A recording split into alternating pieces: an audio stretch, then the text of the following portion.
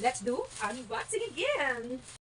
Buksan na natin at after nyan, isusukat natin kung ito ay kasya. Excited! Yarararan! Printed siya na maxi dress. I hope nakasya sa akin kasi yung isa na inopen ko kanina ay medyo masikip dito sa bandang dibdib. Maluwag naman siya siguro. Maxi dress, kulay brown. Printed naman siya. Maganda yung design. Ganda, no? Isusukat ko at papakita ko rin sa inyo na nakasukat and bumili rin kayo kasi maganda yung design niya, guys, oh. Di ba? Ganda! Bili na rin kayo! Check out na! Bilis! Sinukat na natin, medyo masikip lang yung dito sa bandang dibdib since I have a very big bust. Mayroon siyang paribon or patali dito sa likod.